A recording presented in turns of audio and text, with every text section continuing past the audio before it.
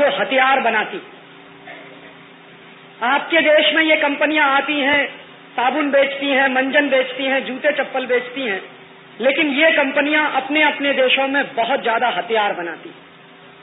और अमेरिका जैसे देश की आमदनी का सबसे बड़ा हिस्सा हथियार की बिक्री से आता। इस देश की पूरी इकोनॉमी, अमेरिका की पूरी अर्थव्यवस्था हथियारों के व्यवसाय पर टिकी हुई। तो हथियारों का व्यवसाय चलना चाहिए, ये उनकी हमेशा की जरूरत रहती। तो हथियारों का व्यवसाय कब चल सकता है? दो ही तरीके से चलता है। या तो दो देशों के बीच युद्ध चल रहा हो और उस युद्ध में वो हथियार बेचे जाएं, एक तरीका तो ये होता है। दूसरा तरीका ये होता है कि अगर दो देशों के बीच ना होकर सारी दुनिया में कोई युद्ध चल रहा हो और उसमें हथियार बेचे जाएं। और आज के जमाने में सारी दुनिया में एक अघोषित युद्ध चल रहा है जिसको आप आतंकवाद कहते हो। ये जो आतंकवाद के लोगों को जो भी लगे हुए हैं उसमें, चाहे वो कश्मीर में हो, चाहे वो आसाम में हो, चाहे नागालैंड में हो, चाहे त्रिपुरा में हो, चाहे मणिपुर में हो, या किसी भी दूसरे देश के हिस्से में हो, इन सारे बड़े बड़े आतंकवादियों को हथियार भेजने का काम ऐसी ही कंपनियां करती हैं। एक बंदूक है, आपने उसका नाम सुना होगा, AK-47। ये जो AK-47 नाम की बंदूक है, ये अमेरिका की कंपनी की बनाई हुई। और ये हिंदुस्तान में कैसे आती? पहले अमेरिका की कंपनियां उसको चीन में बेचती, चीन उसको पाकिस्तान को देता और पाकिस्तान के माध्यम से फिर हिंदुस्तान में आती। और हर साल अमेरिका और यूरोप के बहुत सारे देश लाखों करोड़ रुपए का हथियारों का व्यवसाय करते हैं। और हथियार दो तरह के होते हैं।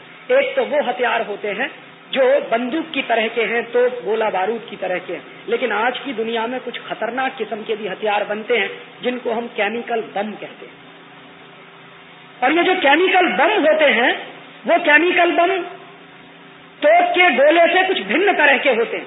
उनमें जहरीली गैसें भरी जाती, और वो जहरीली गैसें जब बम फटता है तो पूरे वातावरण में फैल जाती हैं, और वो वातावरण में जो भी आदमी सूंघेगा उस गैस को वो मर जाता है।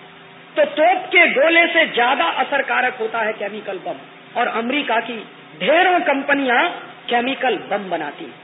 और उन केमिकल बम को बनाने के लिए 2-3 जहरीली गैसें इस्तेमाल होती हैं। एक गैस है, उसका नाम है फॉस्जीन।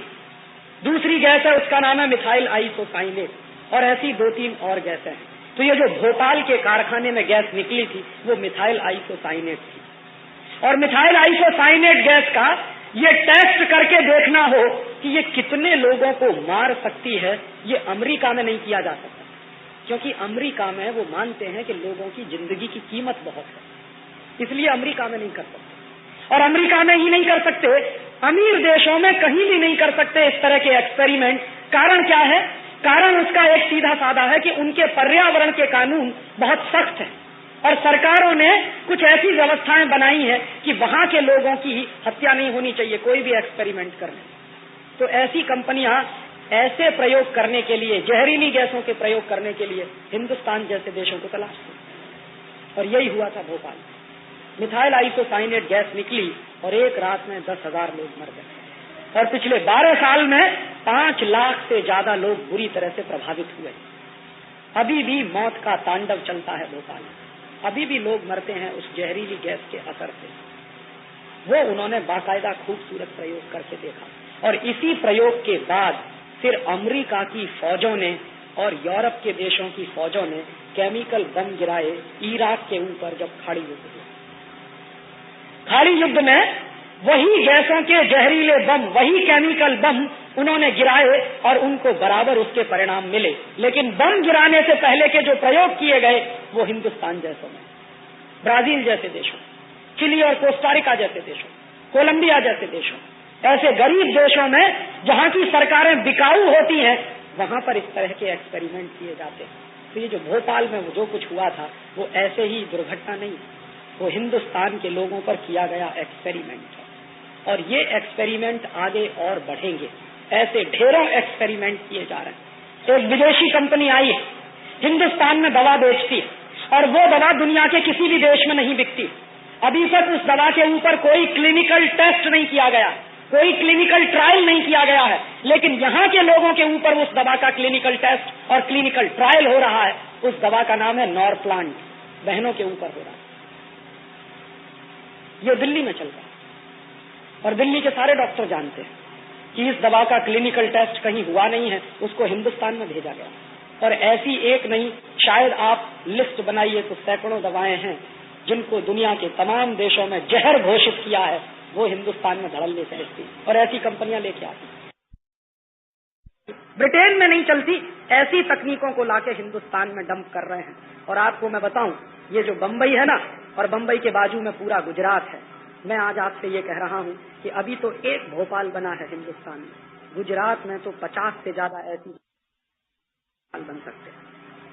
आपको मालूम है इस गुजरात की कहानी क्या है? ये गुजरात एक जमाने में कृषि प्रधान प्रदेश था, आज पूरा का पूरा प्रदेश केमिकल इंडस्ट्री वाला प्रदेश बन गया।